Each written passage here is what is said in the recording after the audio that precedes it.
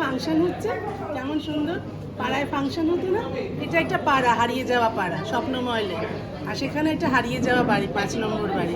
সেই বাড়ির সব স্বপ্নগুলো ভেঙে গেছে। সেই ভেঙে যাওয়া স্বপ্নের গল্প, আর ভেঙে যাওয়া স্বপ্ন কুড়িয়ে আবার জড়ো করে মালা গাঁথা যায় কি না, সেই ইচ্ছেটা হয় কি না, তার দিদি হল কম পাওয়া নিয়ে যদি কোনো কি আক্ষেপ বা কোনো হল কম পাওয়া চেয়েছে? না, হল এখনো সব জানতেই তো পারিনি কি কি শো আছে। হল ঠিক পেয়ে যাবো,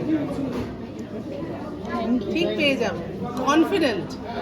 এটা অন্যই রকম এক্সপেকটেশন। তা আমার শুটিং ছিল, শুটিং থেকে ডিরেক্টলি এসেছি বলে একটু লেট হয়ে গেছি। মানসীদির ছবি নিয়ে একটা অন্য এক্সপেকটেশন। সিনেমাটাও যখন দেখেছিলাম মুগ্ধ হয়ে গেছিলাম, একবার না দুবার দেখেছি সিনেমাটা। আর এই সিনেমাটাও মানে মানসীদির সিনেমা তো তার একটা অন্যই রকম সব কিছু হবে। জানি যে এই সিনেমাটা দেখেও যখন বাড়ি ফিরবো একটা অনেক কিছু নিয়ে যাবো, তো সেই আশাই রাখছি। এখন সিনেমাটা দেখতে চাই আর খুব এক্সাইটেড সিনেমাটা দেখার জন্য। যত বেশি বেশি হয়, আর আমি প্রচণ্ড এক্সাইটেড এই ছবিটা দেখার জন্য, কারণ প্রচণ্ড ভালো ভালো স্টারকার সাথে আর সবাই খুব ভালো অভিনয় করেছে। ট্রেলার দেখলাম, দারুণ লাগছে। এখন সিনেমাটা দেখবো, তারপর ফিডব্যাক দেবো।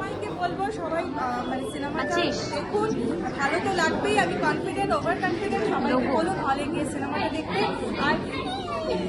আর আর এই যে এরা এত ভালো করে কাজ করেছে, সবাই আমরা খুব মজা করে কাজ করেছে, সেটা দেখবো, ভালো লাগবে। সবাইকে বলুন হলে এসে দেখতে, বাংলা সিনেমার পাশে থাকবে, তাই না? আমি একটা প্রশ্ন করেছি এখানে যে এই যে খাদান বেরিয়েছে, চালচিত্র বেরিয়েছে, তাদের সাথে তোমাদের যে সিনেমা বেরিয়েছে, আমি বললাম এটা আমার কথা নয়। আমি একটা কোন জায়গায় পোস্টে আমার ফ্লোরে আলোচনার জন্য শুনলাম যে বাপ এসেছে, মা এসেছে, সিনেমা চালচিত্র এসেছে, সন্তানও এসেছে, তিনজনে মিলে স্বপ্নমালী নিয়ে ঘুরে যাক, যাওয়ার সময় মন্দিরে পুষ্পা নিয়ে বাড়ি চলে যাবে। এটা আমি অ্যাড করে দিয়েছি। দারুণ কথা, ঠিক ঠিক। টাটা।